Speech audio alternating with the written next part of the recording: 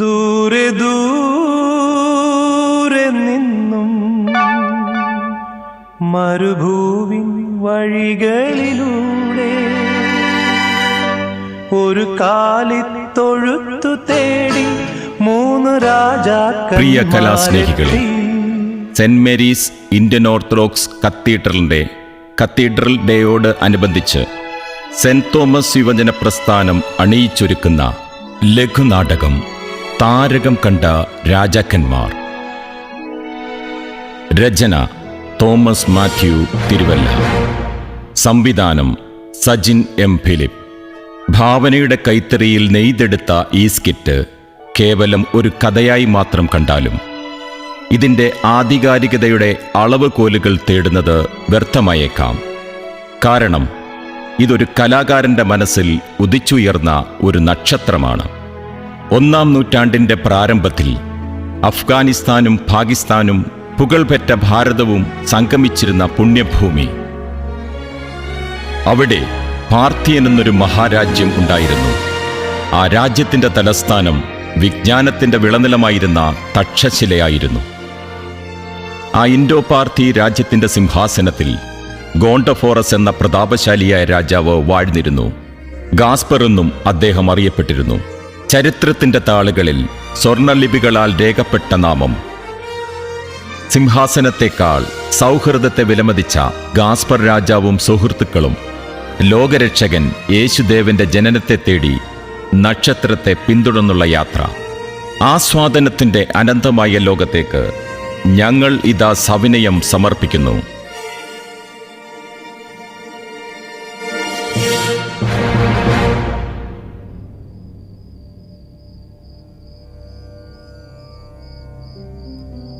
പ്രിയേ, എന്ത് നല്ല നിലാവുള്ള രാത്രി. എന്നിൽ നിന്നോടുള്ള അനുരാഗം വർദ്ധിക്കുന്നു. ആ നക്ഷത്രങ്ങളെ നോക്കൂ. അതിനെല്ലാം സംസാരിക്കാൻ കഴിവുണ്ടായിരുന്നെങ്കിൽ എന്തെന്ത് കഥകൾ പറയുമായിരുന്നു. രാജൻ, നക്ഷത്രങ്ങൾക്ക് സംസാരിക്കാൻ കഴിവില്ലെങ്കിലും അതിനോട് സംസാരിക്കാനും സംവേദിക്കാനും അതിൻ്റെ ഗതിവിധികളെ പറ്റി അറിയുവാനും കഴിവുള്ളവരല്ലേ അങ്ങയുടെ രാജഗുരുവും അനുയായികളും? അതെ, അവർ അഗാധമായ പാണ്ഡിത്യമുള്ളവർ തന്നെ. പാർത്ഥ്യൻ ദേശത്തിലെ രാജനും രാജ്ഞിക്കും പ്രണാമം. എന്താണ് തോഴി, ആഗമനോദ്ദേശം അറിയിച്ചാലും? തമ്പുരാട്ടി, മന്ത്രികുമാരന്റെ പ്രിയതമ ഒരാൺകുഞ്ഞിന് ജന്മം നൽകിയിരിക്കുന്നു.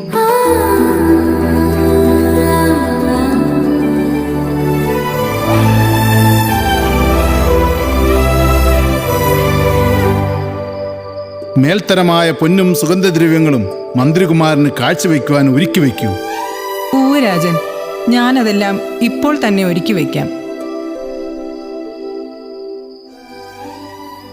പാർത്ഥ്യൻ രാജ്യത്തിന്റെ രാജാവായ ഗാസ്പർ രാജൻ നീണാൾ വാഴട്ടെ. പ്രഭു, അങ്ങേ മുഖം കാണിക്കുവാൻ രാജഗുരു എത്തിയിരിക്കുന്നു. കടന്നു വരുവാൻ പറയൂ.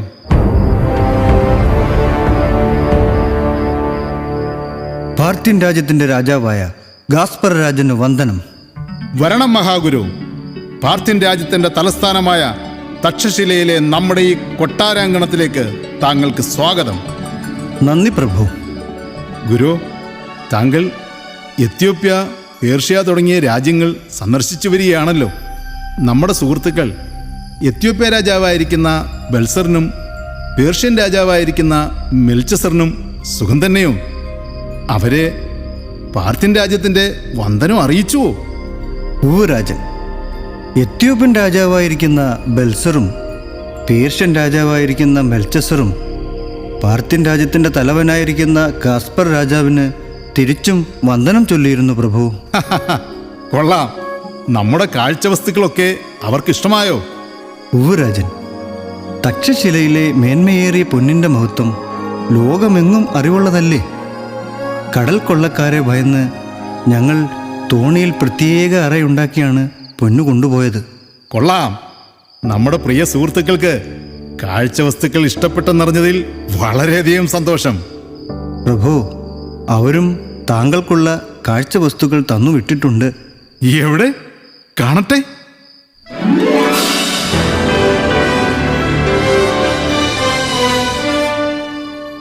അല്ലയോ തോഴി? ഈ നിലാവുള്ള രാത്രിയിൽ ഇത്രയധികം സുഗന്ധം ഈ കൊട്ടാരത്തിൽ പരക്കുന്നത് എവിടെ നിന്നാണ്? എന്തു നല്ല സുഗന്ധം! അതെന്റെ നാസാരന്ധ്രങ്ങളിലേക്ക് തുളച്ചു കയറുന്നു. സത്യമായും അത് ആ മട്ടുപ്പാവിൽ നിന്നുമാണ് വരുന്നത്. ഈ സുഗന്ധം എന്നിൽ എന്തെന്നില്ലാത്ത ഉന്മേഷം പകരുന്നു. ഞാൻ മട്ടുപ്പാവിലേക്ക് പോവുകയാണ്. വന്ദനം രാജൻ. വന്ദനം പ്രിയേ.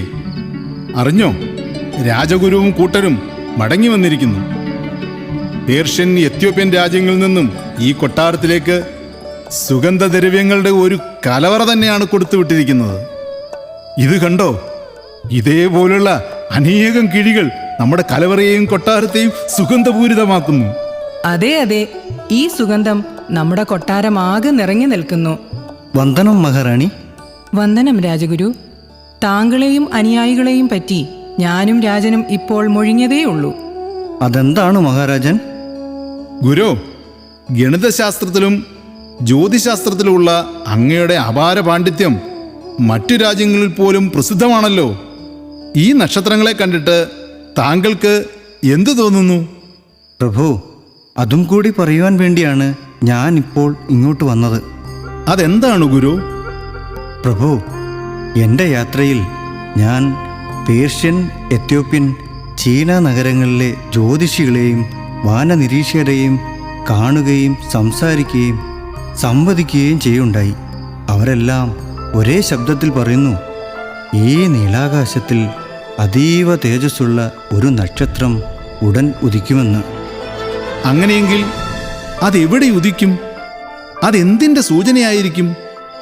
രാജൻ, അത് ആ കാണുന്ന നീലാകാശത്തിൻ്റെ കിഴക്കായായിരിക്കും ഉദിക്കുന്നത്. ചില അവതാര പുരുഷന്മാരുടെ ജനന സമയത്ത് നക്ഷത്രരാശികളിൽ ഇതിനുള്ള സൂചനകൾ ഉണ്ടാകാറുണ്ട് എന്നാണ് ചീനയിൽ നിന്നും വന്ന ജ്യോതിശാസ്ത്രജ്ഞന്മാരുടെ നിഗമനം. അങ്ങനെയെങ്കിൽ ആ അവതാര പുരുഷൻ എവിടെയാണ് ജനിക്കുക? അതു പറയുക ഇപ്പോൾ അസാധ്യം. ഒരു പക്ഷേ ആ നക്ഷത്രം തന്നെ ആ അവതാര പുരുഷൻ ജനിക്കുന്ന സ്ഥലം കാട്ടിത്തരുമായിരിക്കും. അതെങ്ങനെ സാധ്യമാകും? രാജൻ, ആ നക്ഷത്രം ഉദിക്കുന്നത് തന്നെ ആ അവതാര പുരുഷന്റെ ജനനം അറിയിക്കുവാനാണ്. അപ്പോൾ ആ നക്ഷത്രം തന്നെ അവതാര പുരുഷന് വഴികാട്ടിയാകും. എങ്കിൽ ആ അവതാര പുരുഷനെ എനിക്കും കാണണം. ഇതേ ആഗ്രഹം തന്നെയാണ് എത്യോപ്യൻ രാജാവും പേർഷ്യൻ രാജാവും അറിയിച്ചത്. അതെയോ? എങ്കിൽ ആ അവതാര പുരുഷനെ കാണുവാൻ ഞാനും അവരോടൊപ്പം യാത്ര തിരിക്കും. ഗുരു, നക്ഷത്രം വെളിവാകുന്ന സമയം താങ്കൾ എന്നെ അറിയിക്കുക. ഉവ്വ് രാജൻ, ആ താരോദയത്തിന് വേണ്ടിയാണ് ഞങ്ങളും കാത്തിരിക്കുന്നത്.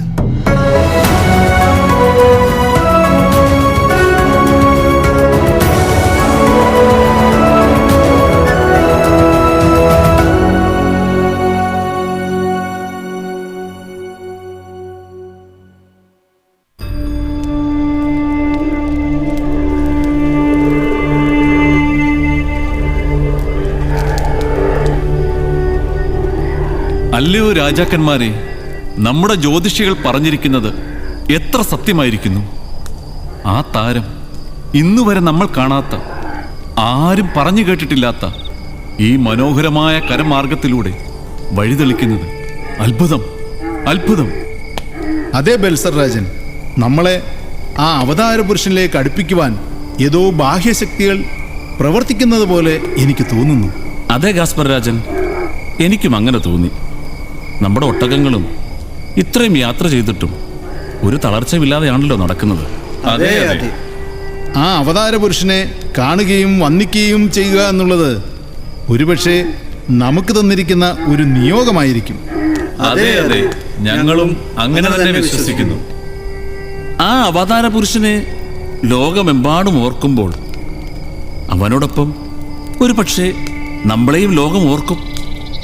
രാജൻ, താങ്കളുടെ വാക്കുകളെ സർവേശ്വരൻ അനുഗ്രഹിക്കട്ടെ. വരൂ, നമുക്ക് യാത്ര തുടരാം.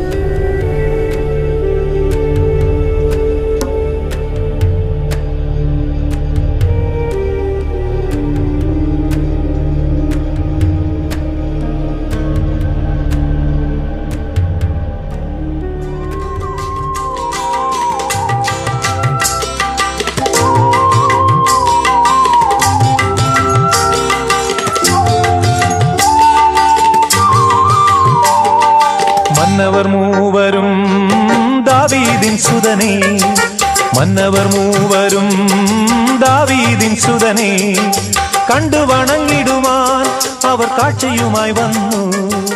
കണ്ടു വണങ്ങിടുവാൻ അവർ കാഴ്ചയുമായി വന്നു.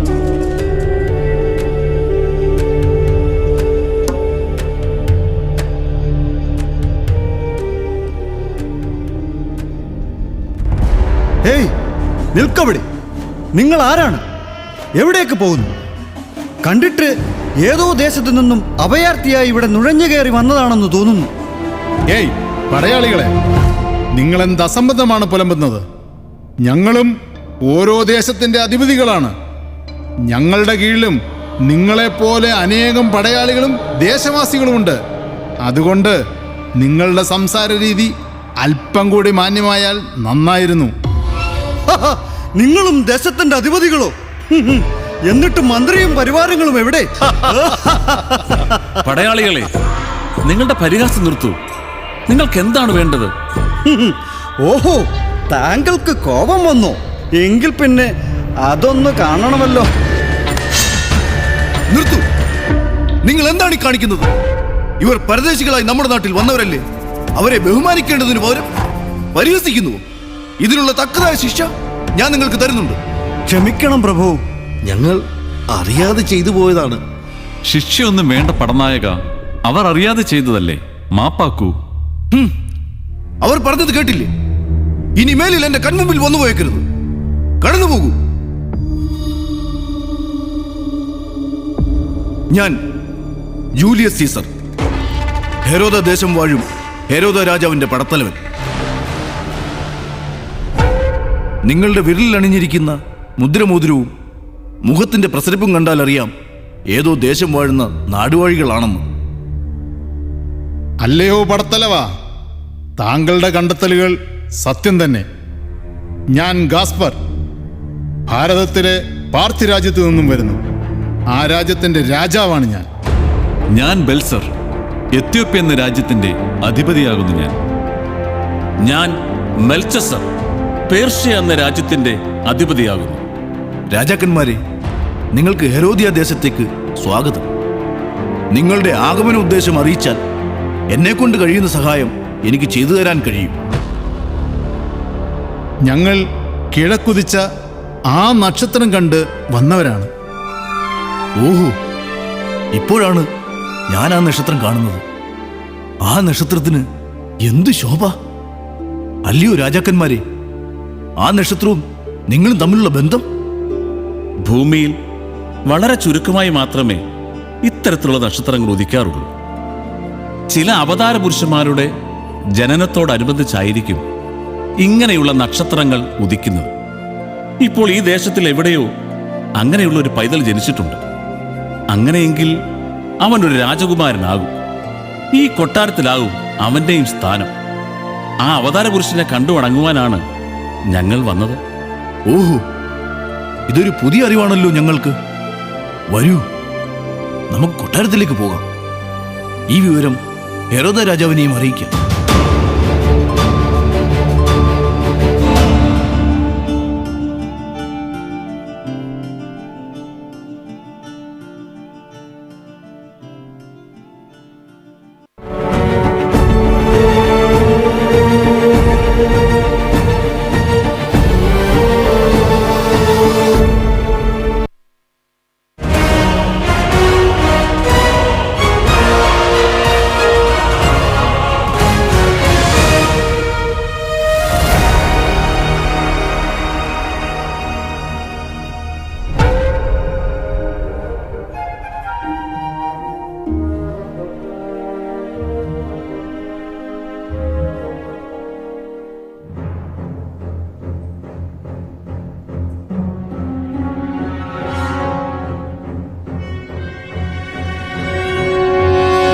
അല്ല, ഞാൻ ഈ കേട്ടത് സത്യം തന്നെയോ? ഹെരോദ ദേശത്തിന്റെ രാജാവായി ഇവിടെ അങ്ങനെ ഒരു പൈതൽ ജനിച്ചിട്ടില്ല. എന്റെ കാലശേഷം ഈ നാട് ഭരിക്കുന്നത് ഹെരോദ അന്തിപ്പാസ് എന്ന പേരുള്ള എന്റെ മകനായിരിക്കും. അല്ലയോ രാജാക്കന്മാരെ, നിങ്ങളെ ആരോ തെറ്റിദ്ധരിപ്പിച്ചിരിക്കുന്നു. സമയം പാഴാക്കാതെ നിങ്ങളുടെ ദേശത്തിലേക്ക് മടങ്ങിപ്പോകാൻ വേണ്ടുന്ന സഹായം ഞാൻ ചെയ്തു തരാം. അല്ലയോ രാജൻ, ഞങ്ങൾക്ക് തെറ്റുപറ്റിയിട്ടില്ല. ഞങ്ങളുടെ ജ്യോതിഷികളും വാനനിരീക്ഷകരും ഗുരുക്കന്മാരും പറഞ്ഞതനുസരിച്ചാണ് ഞങ്ങൾ ഇവിടെ വരെ എത്തിയത്. അതുകൊണ്ട് ഇത് സത്യം തന്നെയാണ്. ആരവിടെ? കൊട്ടാരം ജ്യോതിഷിയോട് കടന്നു വരാൻ പറയൂ.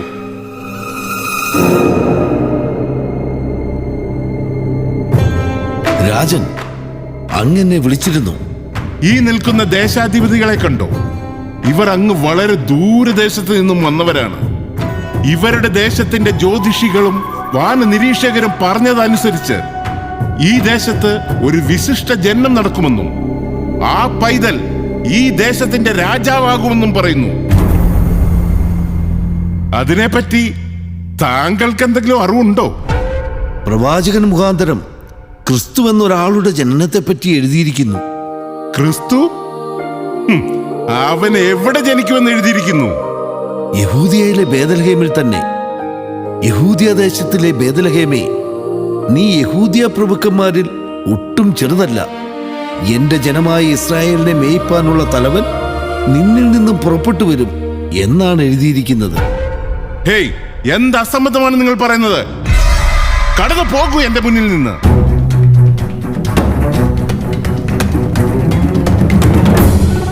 നിങ്ങൾ ബേദലഹേമിലേക്ക് കടന്നു പോകൂ. അവിടെ ചെന്ന് ശിശുവിനെ കുറിച്ച് സൂക്ഷ്മമായി അന്വേഷിക്കൂ. കണ്ടെത്തിയാൽ ഞാനും ചെന്നവനെ നമസ്കരിക്കേണ്ടതിന് എന്നെയും വന്നറിയിക്കും. അങ്ങനെ തന്നെയാകട്ടെ മഹാരാജൻ. ഞങ്ങൾ പുറപ്പെടട്ടെ.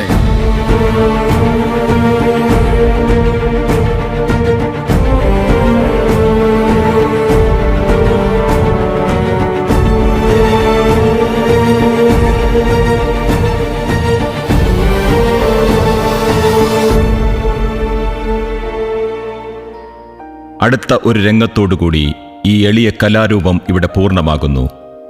അതിനു മുൻപായി ഇതിൻ്റെ അരങ്ങിലും അണിയറയിലും പ്രവർത്തിച്ചവരെ ഒന്ന് പരിചയപ്പെടുത്തട്ടെ.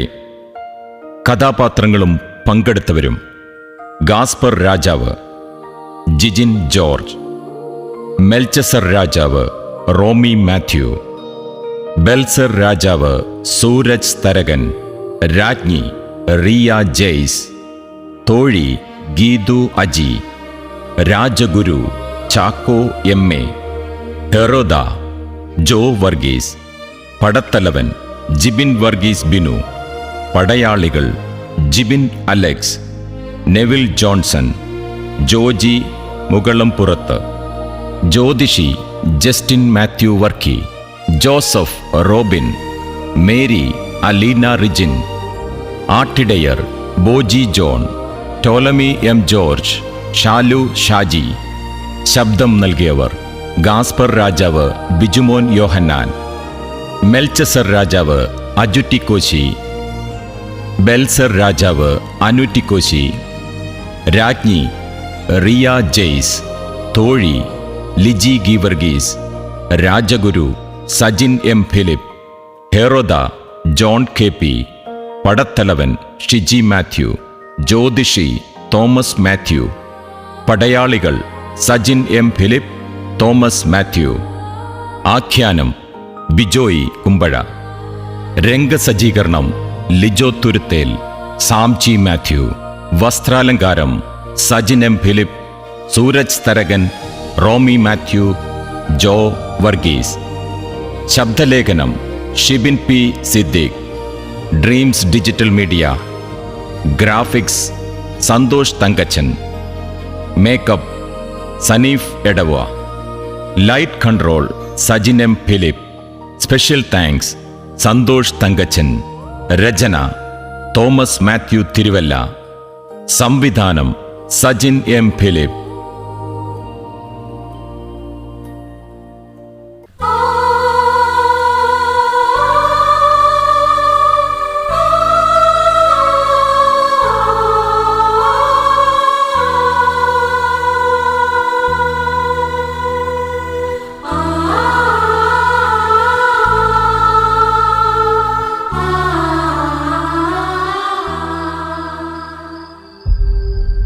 രാജാക്കന്മാരെ, നോക്കൂ നോക്കൂ, നമുക്ക് വഴികാട്ടിയായ ആ ദിവ്യ നക്ഷത്രം ഇതാ ഇവിടെ നിശ്ചലമായിരിക്കുന്നു.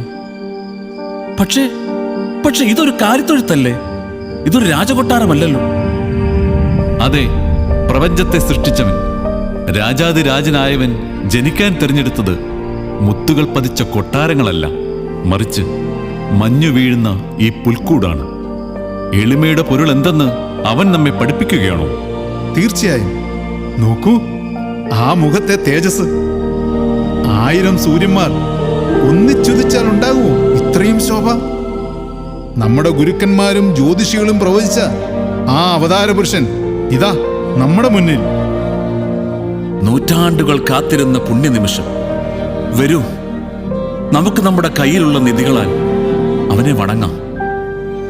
മണ്ണിൽ വിരിയുന്ന പൊന്നിനേക്കാൾ വിണ്ണിൽ വിരിഞ്ഞ പൊൻതാരകമേ, തക്ഷശിലയുടെ ഖനികളിൽ വിളഞ്ഞ മാറ്റുതെളിഞ്ഞ ഈ തങ്കം, പ്രപഞ്ചത്തിന്റെ രാജാവായ അങ്ങയ്ക്ക് മുമ്പിൽ അടിയനിതാ സമർപ്പിക്കുന്നു. അങ്ങ് രാജാക്കന്മാരുടെ രാജാവാണെന്ന സത്യം ഈ സ്വർണം ലോകത്തോട് വിളിച്ചു പറയട്ടെ.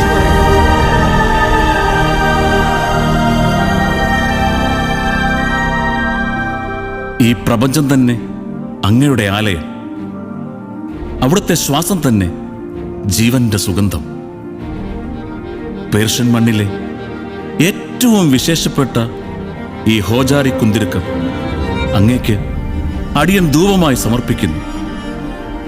അങ്ങ് ദൈവപുത്രനാണെന്നും പ്രാർത്ഥനകൾക്ക് യോഗ്യനാണെന്നും ഈ വിശേഷപ്പെട്ട കുന്തിരുക്കത്തിന്റെ സുഗന്ധം വാനോളം ഉയർന്നു സാക്ഷ്യപ്പെടുത്തട്ടെ.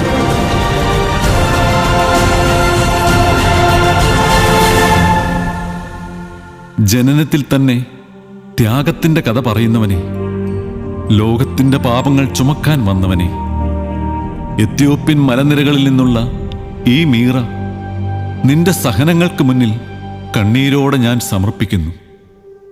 മനുഷ്യനായി മരിച്ച് നിത്യമായി ജീവിക്കാൻ പോകുന്നവന് സുഗന്ധം പരത്തുന്നതും എന്നാൽ കൈപ്പുള്ളതുമായ ഈ അമൂല്യ ഔഷധം ഒരടയാളമായിരിക്കട്ടെ.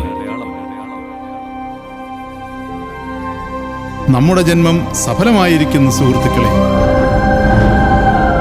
ആ അവതാര പുരുഷനെ ലോകമെമ്പാടും ഓർക്കുമ്പോൾ അവനോടൊപ്പം ഒരുപക്ഷെ നമ്മളെയും ലോകമോർക്കും എന്ന് നമ്മൾ യാത്രയിൽ പറഞ്ഞത് സത്യമായിരിക്കട്ടെ. അതെ, നക്ഷത്രത്തെ തേടി വന്നവർ ഇപ്പോൾ സത്യത്തെ കണ്ടെത്തിയിരിക്കുന്നു.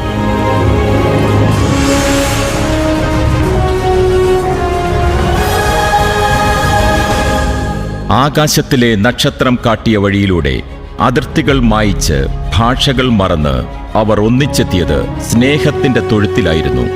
ജ്ഞാനം എളിമയുടെ മുൻപിൽ തലകുനിച്ച ആ രാത്രിയിൽ ലോകത്തിൽ പുതിയൊരു പുലരിയുടെ വെളിച്ചം പിറന്നു.